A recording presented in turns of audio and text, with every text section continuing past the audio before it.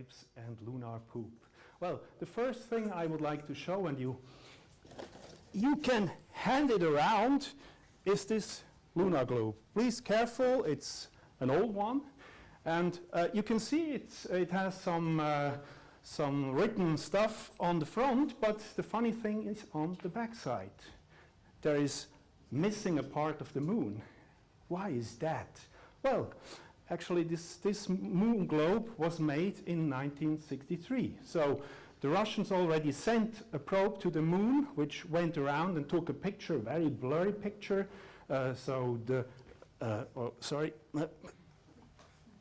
Here we go. This one, they took a picture of this one, but the rest of the moon, of the backside of the moon, was unknown in 1963, and they were already working on the Apollo program, flying to the moon, and you don't know where to go.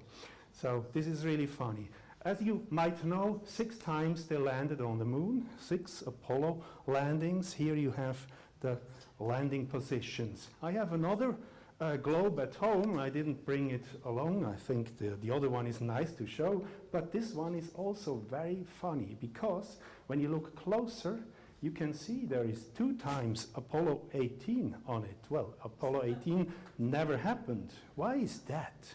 Well, in the beginning of the Apollo missions, they didn't actually know where to land. They had several positions on the moon, several landscapes they wanted to explore. And this globe was made in the 1970. And here is a written note to it. And you can see there is still 2 times Apollo 18 with an alternate flight. They thought it might go there or it might go there. The same with Apollo 19. You see Apollo 16 also had 2 flights. One of them was planned then to be Apollo 17. Yeah, and in total there were flights until Apollo 20 planned.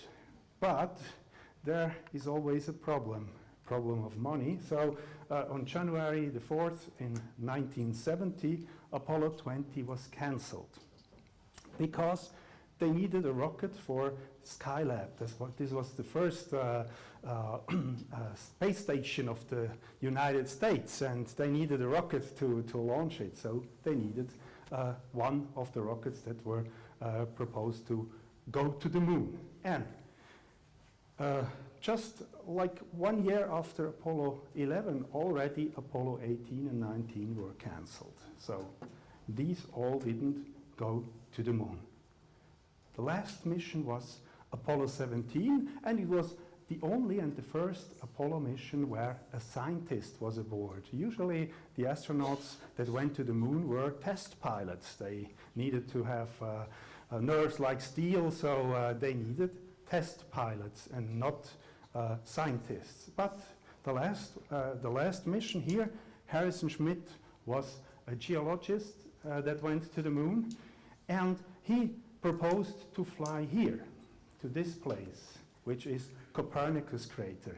Unfortunately, the managers were a little bit afraid that something could happen, so they chose an easier place to go, and maybe the Americans, they proposed to go back to the moon, maybe they go there, who knows.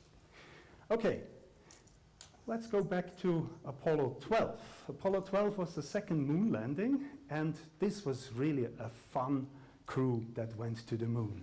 These 3 guys, I had the chance to meet 2 of them, and they were really funny guys. Here you can see these pictures, so you see they really made everybody laugh. Here, that's the breakfast before the launch to the moon, and this is their mascot, a gorilla.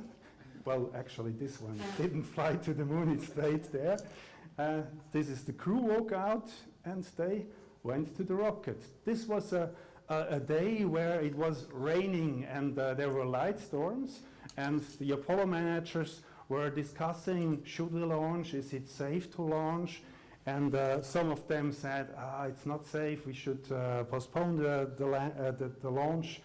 But there was President Nixon in the audience. So they said, hey, we cannot cancel it because the president is here. So yeah, we launched, no problem.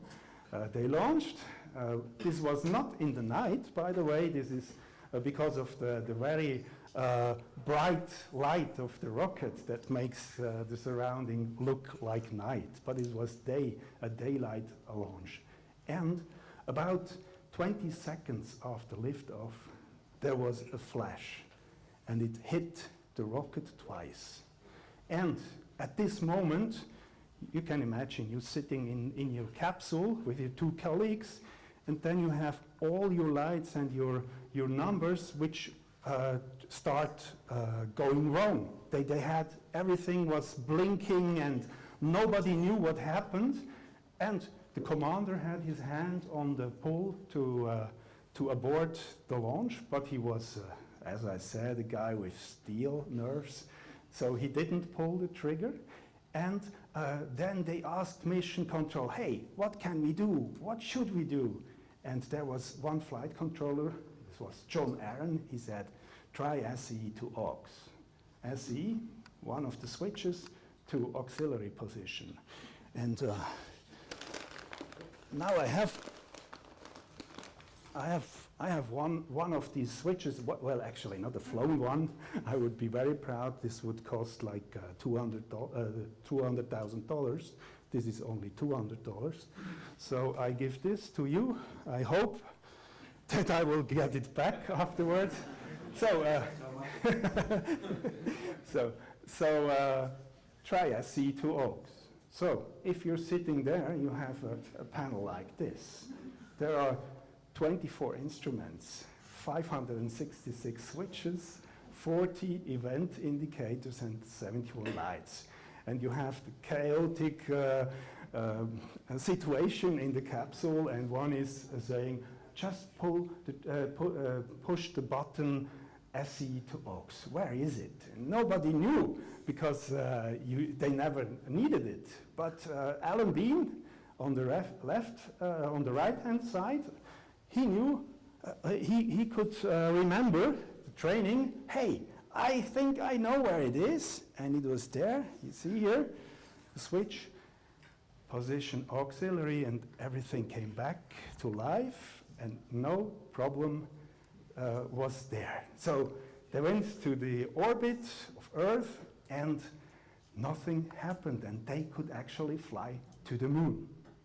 So this is already separation. This is the lunar module that went down to the moon, and this is not Neil Armstrong. This is the commander of Apollo 12.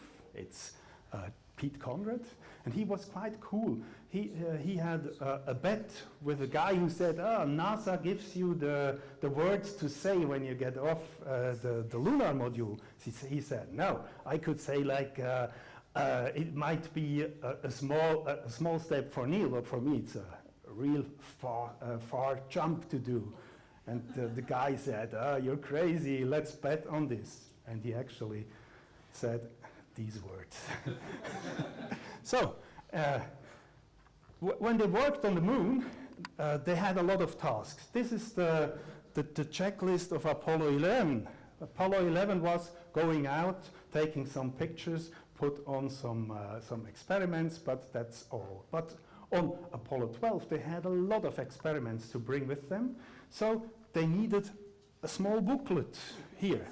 It's really a good idea to have all the checklists like this, because it wouldn't fit on your glove. But what the astronauts didn't know, not only the main crew was funny, but also their backup crew. And they put some stuff in the checklist, and when they were on the moon, working there, just flipping the page, they found something like this. And this. And can you imagine, it's crazy to think you stand on the moon and you flip the page and you have something like this.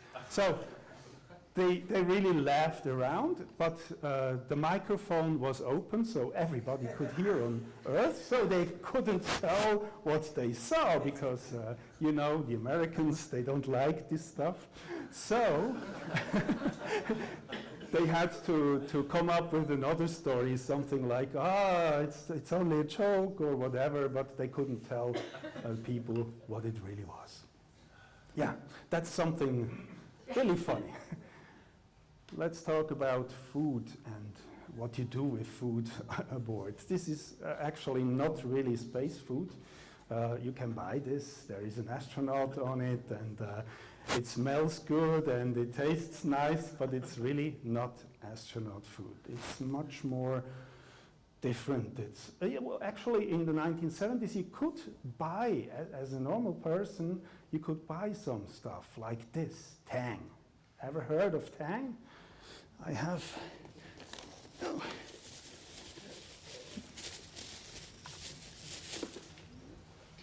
I have an original jar of Tang here. Please be careful. It's glass and it's quite old.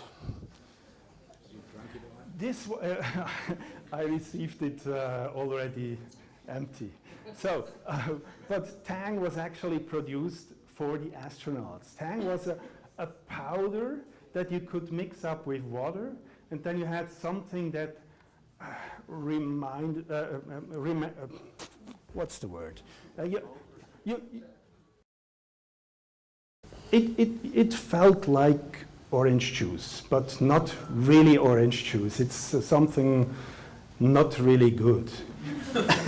But you go to the moon, so it doesn't matter what you eat or what you drink. But the crew of Apollo 16 really didn't like that stuff, especially the commander, John Young, he really didn't like that stuff. So let's see, we can hear him.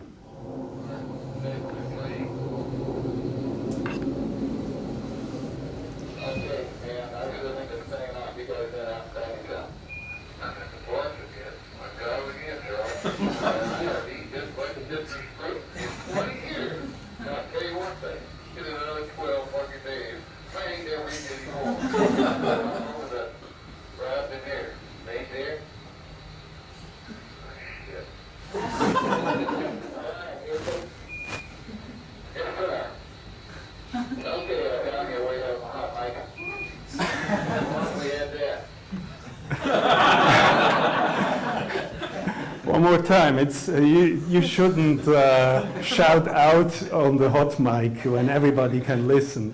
But really, the digest of stuff on the moon, this was a special science. And sorry, how did you poop on the way to the moon or on the moon? You had something like this. It's a plastic bag with this it looks like a big hat, and there is some glue on it, and then you put it as tight as it gets on your back, like this.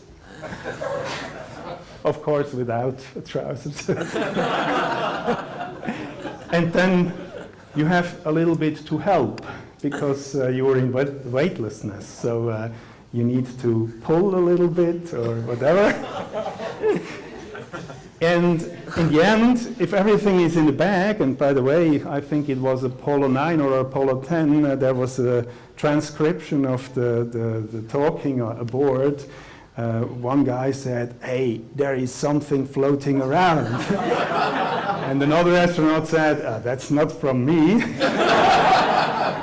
So it wasn't really easy to use that stuff. And at the end, when you finished, you had to put a little pill in it and squeeze it together so no bacteria could emerge from this. So it was not really like when you go to the toilet. And they didn't bring it back from the moon. They just left everything on the moon. This is also a backpack. They didn't bring it back. And there is still poop on the moon. Can you imagine? So one day when tourists will fly to the moon, you can walk around and there is a cover up and you see the rest of the day's stuff of the astronauts. Okay, that was my talk. I would like also to ask you if you never have been to the Fantasy, or if you have been, come this year, Fantasy Basel. It's from the 21st to the 23rd of May, and we still are looking for volunteers to help us in our exhibition. This would be great, and already Daniel made a remark on this. Please go to our website. It will be online tomorrow, the day after tomorrow. We will have several nice people there. Claude Nicollier will be there, and some professors who really know a lot of space stories. So thank you very much for your attention, and I hope you liked it.